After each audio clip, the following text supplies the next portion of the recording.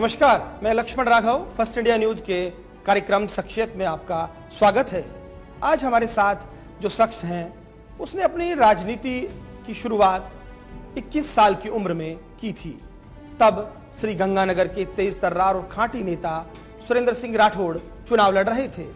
अपनी वाकपटुता के चलते ये शख्स उनका खास हो गया। 1998 के चुनाव में भी उनके साथ साए की तरह नजर आया, लेकिन बाद में वक्त बदला और विचार भी बदले। सरपंच का चुनाव लड़ा, लेकिन चुनाव हार गया। कुदड़ी के इस लाल ने हिम्मत नहीं हारी थी। गांव ढाणी के अति पिछड़े वर्ग से निकलकर आज ये राजस्थान सरकार के केस कला बोर्ड के अध्यक्ष पद पर काबिज हैं। जी हां, आज हमारे साथ हैं राजस्थान केस कला बोर्ड के अध्यक्ष महेंद्र गहलोत। महेंद्र जी, आपका बहुत बहुत स्वागत है हमारे कार्यक्रम में। धन्यवाद राघव साहब, आपका और आपके फर्स्ट इंडिया चैनल का, कि आपने इतने बड़े प्लेटफार्म पर एक गांव के छोटे से कार्यकर्ता को, एक अन्य से कार्यकर्ता को और एक अति पिछड़े वर्ग के नौजवान को यहां पर अपनी बात रखने का जो अवसर प्रदान किया है, तो मैं आपका बहुत बहुत आभार और धन्यवाद ज्ञापित करता हूँ। महेंद्र जी, आप 17 साल की उम्र से ही सपना देखने लगे थे कि राजनीति में कुछ करेंगे। उस वक्त प्रोफेसर केदार चुनाव लड़ रहे थे श्रीगंगानगर से, और आप कहीं ना कहीं दरी बिछाने वाले कार्यकर्ता के तौर पर जुड़ गए थे। लेकिन ये वक्त होता है जब जो पढ़ने वाला बच्चा है, और खास तौर पर तब जब उसके पिता सरकारी कर्मचारी हों, तो कोई अफसर बनने का ख्वाब बुनता है या कुछ ऐसा करना चाहता है कि उसे नौकरी मिल जाए। आप कैसे राजनीति की राह पर चल पड़े? बिल्कुल सही कहा राघव साहब आपने। मेरा जन्म स्थान बीकानेर है, लेकिन मेरे पिताजी की सरकारी नौकरी श्री गंगानगर और हनुमानगढ़ में थी, तो मेरी शिक्षा और दीक्षा और मेरी राजनीतिक तालीम है वो श्री गंगानगर जिले में हुई है।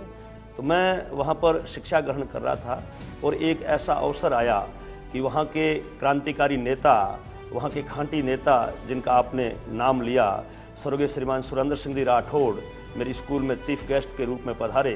तो मैंने उनके विचार सुने तो मैं इतना प्रभावित हुआ कि मैंने भी उस दिन प्रतिज्ञा ले ली कि मैं भी राजनीति के डाल के नीचे बैठ कर के और दलित की, पिछड़े की और शोषित की, वंचित की सेवा करूं।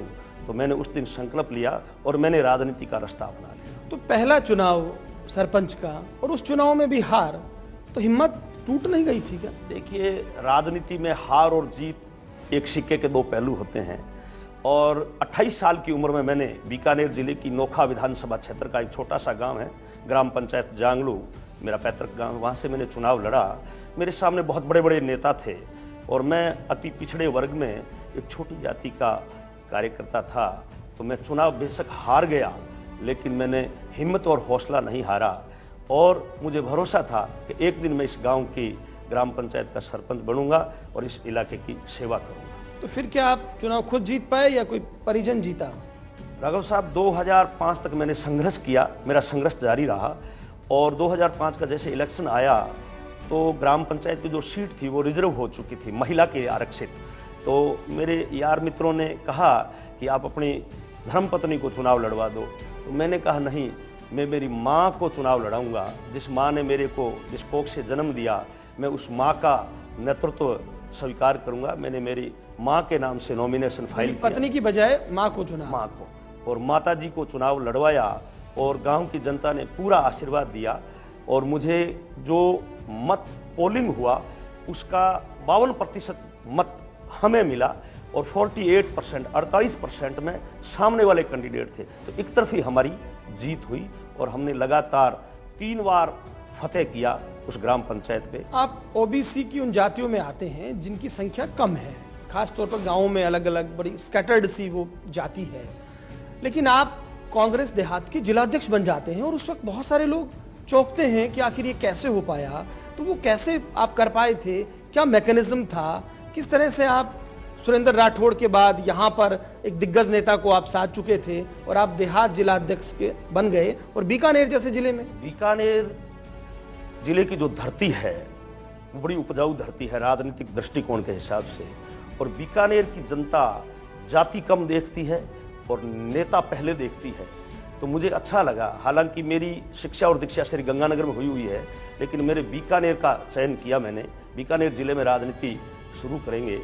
2008 के अंदर हमारी नोखा विधानसभा जनरल हो गई, और 2008 में जो असेंबली के इलेक्शन थे वो हुए तो मैंने कांग्रेस का झंडा उठाया। और 2009 में आज जो राजस्थान के लोकप्रिय मुख्यमंत्री हैं श्रीमान अशोक जी गहलोत, वो आए लोकसभा चुनाव में, उनका मैंने मंच संचालन किया। तो मेरे मंच संचालन से गहलोत साहब और सभी नेता बड़े प्रभावित हुए और जाते जाते मुझे ओबीसी कांग्रेस का जिला अध्यक्ष बना गए। और मैंने ओबीसी कांग्रेस के झंडे के नीचे मैंने पार्टी की आवाज़ भी उठाई और वो जो छोटी छोटी जातियां हैं ओबीसी के अंदर, उन जातियों की लड़ाई लड़ी, हक और हकूक़ की बात उठाई। और 2016 के अंदर इसी कांग्रेस पार्टी ने मुझे देहात कांग्रेस का अध्यक्ष बना करके और मुझे फिर जिम्मेवारी सौंपी और मैंने 7 वर्ष तक लगातार बड़े अच्छे रचनात्मक तरीके से कांग्रेस पार्टी की सेवा की और पार्टी को मां समझ करके मैंने पार्टी की दरी बिछाई।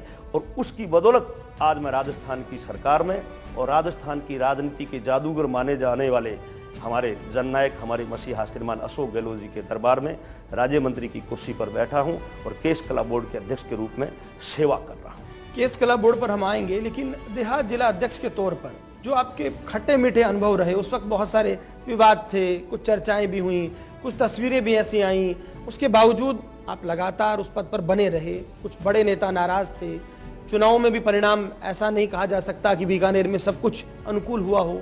तो वो जो अनुभव रहा, उस अनुभव ने क्या सिखाया आपको? देखिए राघव साहब, हर आदमी माँ के पेट से जब जन्म लेता है तो दुनिया ही सिखाती है। मैं तो एक गांव का आदमी था और सरपंच स्तर की राजनीति की इच्छा थी, लेकिन तकदीर में कुछ और लिखा हुआ था और मेरी शक्ति और भक्ति पर मुझे पूरा भरोसा था, मेरी पार्टी पर, मेरे नेताओं पर बड़ा भरोसा था। और उन्होंने मुझे जब 11 फरवरी 2016 को जिला अध्यक्ष की कुर्सी पर बिठा करके जो भरोसा किया, तो मैंने पार्टी को मेरी मां समझ करके पार्टी की सेवा की। और आप सही फरमा रहे हो कि पार्टी बड़ी पार्टी है, बड़ा समुद्र है, खींचातान भी होती है, मनभेद भी होते हैं, लेकिन मैंने मेरी पार्टी के प्रति, मेरे नेताओं के प्रति समर्पित भावना से काम किया और सब नेताओं के सहयोग से ही आज मैं इस मुकाम पर पहुंचा। पर कहते हैं उस वक्त कुछ नेता तो मतलब जयपुर दिल्ली तक चक्कर लगा रहे थे, आपसे खुश नहीं थे, चाहते थे कि बीच में कुछ बदलाव हो, तो वो भी एक दौर आया। बिल्कुल, मैं तो यहीं था, आप भी यहीं हो, मैं भी यहीं हूँ। और आपने देखा होगा कि मैं तो बीकानेर छोड़ के कहीं गया ही नहीं, मैं तो मेरे काम में व्यस्त था, मैं तो मेरी पार्टी की सेवा में मस्त था। अच्छा, ये कलाकारी कहिएगा, ये कहाँ से लाते हैं आप? वो गोविंद मेघवाल जब आप देहात जिला अध्यक्ष थे तो आप उनको देखे नहीं सुहाते थे। अब आजकल हम देखते हैं कि आप गोविंद मेघवाल के साथ मंच पर भी नजर आते हैं और इधर दूसरे जो किसान नेता हैं रामेश्वर डूडी, उनके साथ भी ठीक ठाक है। देखिए, राजनीति वर्तमान पे चलती है, भूत भविष्य पे नहीं चलती। और गोविंद मेघवाल जी हमारे राजस्थान सरकार में आज कैबिनेट मंत्री की कुर्सी पर विराजमान हैं और रामेश्वर जी डूडी हमारे राजस्थान के सीएलपी लीडर रहे हुए हैं और मेरे नोखा क्षेत्र से आते हैं और आज भी वो राजस्थान की सरकार में बोर्ड के चेयरमैन है, कैबिनेट मंत्री का दर्जा है। तो मेरे सब लोगों के साथ संबंध है और मैं भी यही चाहता हूँ कि सब लोगों से अनुभव प्राप्त करें और सब लोगों के साथ रह करके पार्टी को भी मजबूत करें, जनता की सेवा करें। और अगर कहीं कोई छोटी मोटी बात हो गई होगी तो वो सब मेरे बड़े भाई के समान है, मैं उनसे सबसे छोटा हूं, तो छोटी मोटी बात हो गई है तो वो भी इस बात को नज़रअंदाज कर देते हैं और मैं भी नज़रअंदाज करके हम आगे बढ़ो की नीति से, जो हमारे मुख्यमंत्री जी कहते हैं भूलो और माफ़ करो, आगे बढ़ो की नीति से हम प्रदेश की सरकार में काम कर रहे हैं, प्रदेश में काम कर रहे हैं। अच्छा, आपने कहा कि आप ओबीसी कांग्रेस के अध्यक्ष पहले बने, उसके बाद जो है सफर और शुरू हुआ, देहात अध्यक्ष से यहाँ तक पहुँचे हैं। देश में अब ओबीसी पर बहुत चर्चा हो रही है, आप जानते हैं इस बात को। तो क्या वाकई कांग्रेस में ओबीसी को लेकर किस तरह की विचारधारा है, किस तरह से सोच रहे हैं? क्योंकि आपने देखा होगा यहाँ एक कार्यक्रम में गोविंद सिंह डोटासरा जब खट्टर पर बोले तो उसका बात का बतंगड़ बना, भाजपा ने एक प्रेस कॉन्फ्रेंस कर दी। तो महेंद्र गहलोत क्या सोचता है कि कांग्रेस में ओबीसी को लेकर किस तरह से बात होती है, क्या सोच है? राघव साहब, अगर देश में और प्रदेश में अगर ओबीसी की हितैषी पार्टी है तो कांग्रेस पार्टी है। भारतीय जनता पार्टी सिर्फ बरगलाने का काम करती है। भारतीय जनता पार्टी ओबीसी की हितैषी ना पहले थी, ना अब है और ना आगे रहेगी। और मैं जो आपके सामने बैठा हूं, मैं भी ओबीसी की अति पिछड़े वर्ग की छोटी जाति का आदमी हूं। मैं बीकानेर की राजनीति में ओबीसी कांग्रेस का जिलाध्यक्ष कांग्रेस पार्टी ने मुझे बनाया और बीकानेर देहात कांग्रेस का जिला अध्यक्ष जिस कुर्सी पे किसी जमाने में चौधरी भौमराज आर्य बैठा करते थे, किसी जमाने में श्रीमती कांता खतूरिया बैठा करती थी, उस कुर्सी पर एक छोटी जाति के, ओबीसी की छोटी जाति के नाई के बेटे को कांग्रेस पार्टी ने जिला अध्यक्ष की कुर्सी पर बिठाया और आज तक 7.5 सालों से पार्टी के अध्यक्ष के रूप में काम कर रहा हूं। ये जो बोर्ड बने हैं, आपको जो जिम्मेदारी दी गई है, तो ये केवल गाड़ी घोड़ों के लिए, कार्यालय के लिए है, या वाकई आप लोग कुछ जनता के लिए, अपने समाज के लिए, जिसका आपको अध्यक्ष बनाया है, जिस बोर्ड का अध्यक्ष बनाया है, उसके लिए कुछ कर पा रहे हैं, या केवल पोस्टमैन की भूमिका में ही है? देखिए राघव साहब, आज से 16 महीने पहले केश कला बोर्ड का अध्यक्ष बनाया गया और 15 महीने पहले राज्य मंत्री का दर्जा दिया और गाड़ी घोड़े हमें मिल गए। इन 15 महीनों में हम लोग बैठे नहीं हैं। हम लोगों को जिम्मेवारी दी गई कि आप जाओ, जनता के बीच में जाओ, अपने समाज के बीच में जाओ और उनके सुझाव लेकर के और अपने बोर्ड के माध्यम से, अपनी कैबिनेट से एग्जामिनेशन करवा के और राजस्थान की सरकार को भेजो। तो मैंने 18 जिलों में, 7 संभागों में और करीबन 80 विधानसभाओं में जाकर के और समाज के लोगों से, उन हुनरमंद कारीगरों से, जो हाथ से काम करने वाले लोग हैं, जो हुनरमंद लोग हैं, जो सुबह से लेकर शाम तक कुआं खोद के पानी पीने वाले लोग हैं, मेहनतकश लोग हैं, उन लोगों से, अंतिम छोर पर खड़े रहने वाले नौजवान से सुझाव लेकर के और सरकार को भेजे हैं और सरकार ने उस पर इम्प्लीमेंट भी किया है। और आज आपको मैं बड़े गर्व के साथ कहना चाहूँगा, बड़े विश्वास के साथ, कि आज आप देखिए बीकानेर संभाग मुख्यालय पर, बीकानेर जिला मुख्यालय पर सैन समाज को केश कला बोर्ड की आवाज़ के अनुरूप केश कला बोर्ड ने अपने प्रोसीडिंग में जो भी प्रस्ताव भेजा, उनकी मांग के अनुसार बीकानेर में एक बहुत बड़ा हमारी सरकार ने काम किया है। सैन समाज को देश की आज़ादी के बाद पहली बार छात्रावास की भूमि आवंटन की है और बीकानेर ही नहीं, कोटा में 2 हॉस्टलों की, 2 छात्रावासों की, सैन समाज को 2 छात्रावास की जमीन अलॉट कर चुकी है हमारी सरकार। सिरोही के अंदर आज से 3 महीने पहले मैं खुद नींव रख के आया था, सिरोही में भी सैन समाज को छात्रावास की भूमि हमारी सरकार ने अलॉट की है और राजसमंद जिले में नाथद्वारा में भी सरकार ने छात्रावास की भूमि सैन समाज को दी है। तो राजस्थान के अंदर 4 जिलों में तो सैन समाज को छात्रावास की भूमि मिल चुकी है और बाकी 2-3 जिलों की अंडर प्रोसेस फाइलें चल रही है। और बाकी मैं जहाँ जहाँ भी जाता हूँ तो समाज के लोगों से कहता हूँ कि आप रजिस्ट्रेशन करवाइए संस्था का और मुख्यमंत्री जी को लिख के दीजिए। और मैंने आज से साल भर पहले मुख्यमंत्री जी से जब निवेदन किया कि राजस्थान के सभी जिला मुख्यालयों पर सैन समाज है, वो राजनीति के क्षेत्र में भी पिछड़ा हुआ है, आर्थिक रूप से भी कमजोर है और शिक्षा के क्षेत्र में भी पिछड़ा हुआ है, तो हम चाहते हैं कि शिक्षा के क्षेत्र में आगे बढ़ने के लिए छात्रावास की अति आवश्यकता है। तो मुख्यमंत्री जी ने तुरंत आदेश कर दिए तमाम जिला कलेक्टरों को। कितने जिलों में ये सब हो पा रहा है? 4 जिलों में तो जमीन अलॉट हो गई, 4 जिलों में तो जमीन अलॉट हो गई, जमीन के कब्जे मिल गए, पोजीशन मिल गए, रजिस्ट्रियां हो गई, पट्टे मिल गए। और बाकी भीलवाड़ा और सवाई माधोपुर की फाइल अंडर प्रोसेस है और गंगानगर और हनुमानगढ़ और सिक्कर और चूरू, इनकी फाइलों के प्रस्ताव जिला कलेक्टरों के माध्यम से अब पहुंच रहे हैं। राजनीतिक दृष्टिकोण से प्रतिनिधित्व की जब बात आती है तो संभवतः कांग्रेस ने उतना नहीं दिया जितना भाजपा ने दिया, ये आपके समाज के लोग गाहे बगाए चर्चा करते हैं। तो क्या समाज इस बात से संतुष्ट है कि कांग्रेस मौका दे रही है? मैं आपको बताऊं, राज्यसभा के अंदर भंवरलाल जी पंवार को 2 बार हमारी कांग्रेस पार्टी ने पहुंचाया और उन्होंने 4 प्रधानमंत्रियों के साथ में काम किया। राजीव गांधी जी के साथ में काम किया, विश्वनाथ प्रताप सिंह के साथ काम किया, चंद्रशेखर के साथ काम किया और पीवी नरसिम्हा राव साहब के साथ काम किया। और उसके बाद में अब हमारी सरकार जैसे ही 2018 में बनी तो हमने जैसे ही प्रस्ताव रखा तो देश की आज़ादी के बाद पहली बार तुरंत मुख्यमंत्री जी ने केश कला बोर्ड का गठन करके कांग्रेस के शासनकाल में और मेरे जैसे नौजवान को केश कला बोर्ड के अध्यक्ष बना करके और जिम्मेवारी सौंपी है। मैं पूरे प्रदेश में घूम रहा हूँ, समाज को जगा रहा हूँ, समाज को राजस्थान सरकार की तमाम योजनाओं से अवगत करवा रहा हूँ और समाज के जितने भी सुझाव है वो सरकार की योजनाओं पर भी आएंगे, लेकिन यहाँ पर हम लेते हैं एक छोटा सा ब्रेक और उसके बाद भी जारी रहेगी चर्चा केश कला बोर्ड के अध्यक्ष महेंद्र गहलोत से।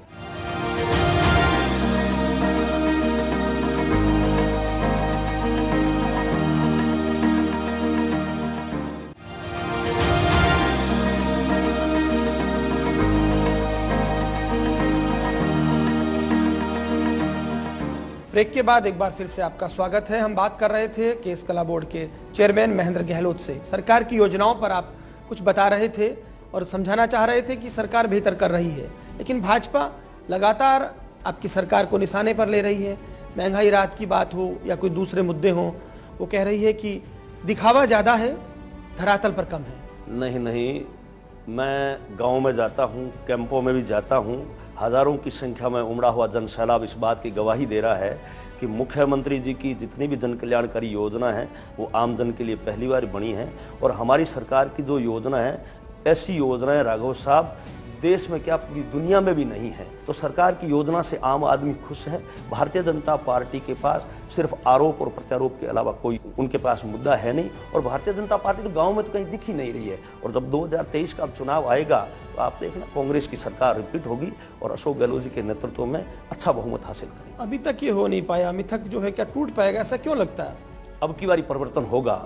जनता ने सोच लिया है, ओपीएस जैसी पेंशन कर्मचारी अधिकारी जिनको बुढ़ापे के अंदर एक जवान बेटा देने का काम किया है, तो अब की बारी निश्चित रूप से एक इतिहास नया बनेगा और आने वाले समय में याद रखा जाएगा। अच्छा, एक चीज और है, योजनाओं पर हम और बात करेंगे। जब आप केस कला बोर्ड की बात करते हैं और आप जब समाज की बात करते हैं, लेकिन ये जो क्षेत्र है बड़ा असंगठित सा क्षेत्र है, तो क्या इस क्षेत्र में जो दूसरे लोग भी काम कर रहे हैं उनको लेकर कोई मन में बात आती है क्या? किस तरह से इस क्षेत्र में और इस तरह की चीजें हों ताकि ये संगठित क्षेत्र के तौर पर मजबूती से आगे बढ़े, ऐसा कुछ भी विचार आता है? या कहीं ना कहीं हर जो बोर्ड बन रहा है वो पर्टिकुलर जाति के साथ चस्पा होता चला जाता है? नहीं नहीं, जाति बोर्ड तो उन जो छोटी जातियां हैं जो राजनीति के अंदर जुड़ी हुई नहीं है, तो सरकार की मंशा रहती है कि उनमें हमारे जैसे नौजवान को जिम्मेवारी देकर के और उन जातियों में भेजे, उन समाजों में भेजे, ताकि राजनीति की बात भी करे और जागृति की बात भी करे और उन समाज को जगाए और सरकारों की योजनाओं से अवगत करवाएं माहौल से। आप वाकपटु है, ये बात सही है कि जाति राजनीति से जाति नहीं है, लेकिन क्या ये जो बोर्ड हैं इनका मकसद केवल वोट लेना ही होता है क्या, या वास्तव में कुछ चीजें बदलती हैं क्या ग्राउंड पर? नहीं नहीं नहीं, मैं कह रहा हूं सरकार किसी एक जाति के लिए काम नहीं करती। सरकार के लिए 36 कौम एक बराबर है, लेकिन जो वंचित समाज है, जो पिछड़ा हुआ समाज है, जो समय के साथ चल नहीं पा रहा है, तो सरकार की मंशा रहती है कि उसको ऊपर उठाएं। ऊपर राम और नीचे राज, इस धरती पर राज वो राम के बराबर है। तो सरकार की मंशा रहती है कि कोई भी कमजोर तबका है तो उसको बराबर लाएं, उसको बराबर अधिकार दें और उसको मजबूत करें। ओबीसी में जो जातियां हैं, बहुत सारी जातियां हैं, तो उसमें भी अलग अलग आपने देखेंगे बहुत सारे राज्यों से डिमांड आ रही है। तो क्या आपकी जो जाति है ओबीसी में जिस तरह का प्रतिनिधित्व आपकी जाति को मिल रहा है इस सरकार से, उससे संतुष्ट हैं? कैसे आप देख रहे हैं इस चीज को? बिल्कुल आपने सही प्रश्न किया राघव साहब। भाई, हमारे समाज के नौजवानों में इतना जोश है कि लोग बाग, मैं गांव में जाता हूं तो लोग इस बात से संतुष्ट है पूरे कि राजस्थान की सरकार में राज्य मंत्री की कुर्सी पे महेंद्र गहलोत बैठा है। आज भी राजस्थान के एक जिले का कलेक्टर पुखराज सैन हमारे समाज से हैं, वो जिला कलेक्टर की कुर्सी पे बैठे हैं। आज भी राजस्थान के जालोर जिले में पुलिस अधीक्षक की कुर्सी पर हमारे समाज की बेटी मोनिका सैन बैठी है। तो समाज की पूरी मतलब सरकार के अंदर पूरा हस्तक्षेप है और सरकार ने समाज को पूरा प्रतिनिधित्व तो दे रखा है ब्यूरोक्रेसी में, शासन में, प्रशासन में, तो कोई किसी प्रकार की कमी नहीं है। एक बेटी है, एक कलेक्टर है, इन सब चीजों से उस तमाम जो वर्ग है उसका कैसे उद्धार होता है? ये कैसे, मतलब मैं समझना चाहता हूँ। देखिए, जो जिस कुर्सी पे बैठता है, जो जिम्मेवारी के साथ बैठता है, तो वो एक जाति का बन के नहीं रहता, वो 36 कौम की सेवा करता है। लेकिन समाज को भी उम्मीद रहती है कि हमारे समाज का भी कोई राज में है कि नहीं है। मैं जैसे राजनीति करता हूँ, मेरे गांव से मैंने राजनीति शुरू की, तो मेरे गांव में तो हमारा एक ही घर है, लेकिन गांव के लोगों ने मुझे वोट दिया, मुझे सरपंच बनाया, मेरे माताजी को सरपंच बनाया और उसके बाद लगातार हम जीतते रहे। लेकिन मेरे समाज के दूसरे गांव में भी जो घर हैं उनको भी उम्मीद थी कि हमारा महेंद्र गहलोत आगे बढ़े। आज मैं राजस्थान की सरकार में, राजस्थान के राज्य में केस कला बोर्ड के अध्यक्ष की कुर्सी पर बैठा हूँ। मैं बेशक बीकानेर में जाया जन्मा हूँ, लेकिन झालावाड़ का जो सैन समाज का आदमी है वो भी खुश है, वो भी उम्मीद पाले हुए बैठा है कि हमारे समाज का है, कहीं न कहीं हमारे काम आएगा। आप केस कला बोर्ड के अध्यक्ष के नाते बता रहे हैं कि 80 विधानसभा क्षेत्र में आप गए हैं, तो इस दौरे में, इस विजिट में क्या निकल कर आता है? किस तरह की स्थितियां हैं? कोई ऐसा वाकया जो आपको लगता है कि ये अगर आप नहीं जाते तो आप सामने नहीं आ पाता? कोई ऐसा काम जो इस विजिट के दौरान आप कर पाए या समझ पाए पार्टी संगठन को मजबूत बनाने के इतर? मैंने 80 विधानसभा में जहाँ पे दौरे किए, वहाँ पर मैंने नंबर्स टोटली मैंने देखा और मैंने पाया कि राजस्थान की 200 विधानसभाओं में 150 विधानसभाएं ऐसी है जहाँ पे छोटी छोटी जातियों का वोट बैंक काफ़ी है, 50,000 60,000 के करीबन वोट बैंक है। तो मैं ये चाहता हूँ कि उन छोटी छोटी जातियों में जाकर के और उनको हकीकत से अवगत करवाएं, और हकीकत से अवगत करवाएंगे तो वो जो समाज है, वो जो जातियां हैं, वो बिल्कुल निश्चित तौर से हमारी सरकार के साथ जुड़ेगी, हमारी संगठन की तरफ जुड़ेगी, जिससे हमारा संगठन मजबूत होगा, हमारी सरकार मजबूत होगी। महंगाई राहत कैंप किस तरह से आप जब जा रहे हैं 80 विधानसभा क्षेत्र में, कुछ तो ऐसा समय भी आया होगा जब इन महंगाई राहत कैंपों के दौरान आप उन विधानसभा क्षेत्रों में गए होंगे। महंगाई राहत कैंप में मुझे राजस्थान के सरकार ने, राजस्थान के लोकप्रिय मुख्यमंत्री महोदय आदरणीय अशोक गहलोत साहब ने और प्रदेश कांग्रेस कमेटी के अध्यक्ष गोविंद सिंह जी डोटासरा ने मुझे सीकर जिले का प्रभारी नियुक्त कर रखा है। तो सीकर जिला आज राजस्थान के अंदर रजिस्ट्रेशन के मामले में और बेनिफिट्स के मामले में 1 नंबर पे चल रहा है। सबसे ज़्यादा रजिस्ट्रेशन, सबसे ज़्यादा गारंटी कार्ड वितरण हमारे सीकर जिले में हुए हैं। और लोगों को पहले पता नहीं था कि राजस्थान सरकार की कौन सी योजना है और केंद्र सरकार की कौन सी योजना है।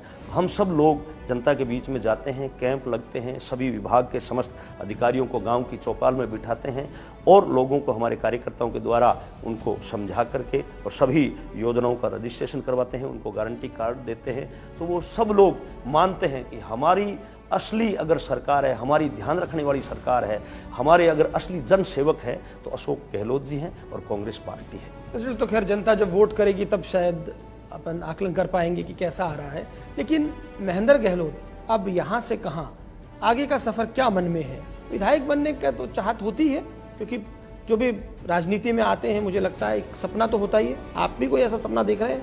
देखिए, मैं संगठन का आदमी हूँ राघव साहब, और मैंने दरी बिछा करके राजनीति शुरू की है। और आज मैं जिस मुकाम पे आया हूँ और आपके सामने बैठा हूँ, तो मैं संगठन की बदौलत ही आया हूँ। संगठन की बदौलत हमें ये पोर्टफोलियो मिला है, मुख्यमंत्री जी ने और पार्टी ने हमें ये स्टेटस दिया है। तो विधायक का चुनाव नहीं लड़ना चाहते आप? देखिए, राजनीति में हम कोई भजन करने के लिए तो आए नहीं हैं, लेकिन पार्टी कभी मौका देगी और हमारे नेता कभी आशीर्वाद देंगे तो निश्चित रूप से, चाहे विधानसभा में मौका मिले, चाहे लोकसभा में मौका मिले, चाहे राज्यसभा में मौका मिले, सेवा की भावना से काम करें। नहीं, पर महेंद्र गहलोत के बारे में एक परसेप्शन है कि धोती कुर्ता पहनने वाला, मूछ रखने वाला, ठेठ ग्रामीण अंदाज में राजनीति करने वाला, ये शख्स राजनीति की हवा को बड़े अच्छे से भांपता है। और खास बात ये रही कि आप जब सुरेंद्र राठौड़ के साथ थे तो भी उनके 3 4 5 लोगों में गिनती होती थी। जब आप रामेश्वर रूडी के साथ आए तो आप देहात अध्यक्ष बन गए तो भी 4 5 लोगों में थे। आज आप मुख्यमंत्री अशोक गहलोत के कैंप में हैं तो मुख्यमंत्री आपको गुजरात में हमने देखा साथ ले गए। इसके अलावा हम देखते हैं जो दूसरा किचन कैबिनेट कहिए मुख्यमंत्री जी का, जो कैबिनेट के अलावा है, उन लोगों के भी आप बहुत प्यारे नजर आते हैं। तो ये क्या है, मतलब ये राजनीति में हवा को भांप लेते हैं या कहीं मौका परस्ती तो नहीं है ये? नहीं, मैं जिस समाज से हूँ, जिस जाति से हूँ, जिस वर्ग से हूँ, हम लोग पुराने समय से, आप इतिहास उठा के देखो, हम लोग राज व्यवस्था से जुड़े हुए लोग हैं। हमारे पूर्वज भी राजा महाराजाओं के नज़दीक रहने वाले लोग हैं, इसलिए हम अपना स्थान बना लेते हैं। हम वफादार कौम से हैं, हम ईमानदार कौम से हैं। और रही बात मेरी व्यक्तिगत, तो मैंने मुख्यमंत्री जी के आदेश की हमेशा पालना की है। मुख्यमंत्री जी मेरे पर भरोसा करते हैं और उस भरोसे को मैं बड़ा ईमानदारी से। भरोसा जीतते कैसे हैं आप, यही हमारा सवाल है। करते हैं, अच्छी बात है, ये कला भी है, इसलिए तो मुझे केस कला बोर्ड का अध्यक्ष बनाया है। और हम बड़े ईमानदारी से काम करते हैं, ईमानदारी से, और जिसके भी साथ रहते हैं या जिस घेरे में रहते हैं उनके साथ बड़ी वफादारी से काम करते हैं। अशोक गहलोत जी आज राष्ट्रीय नेता के रूप में उनकी छवि है और राजस्थान के 3 बार मुख्यमंत्री रह चुके हैं, तो उनसे कोई छानी नहीं है। वो आदमी को दूर से पहचाने जाते हैं।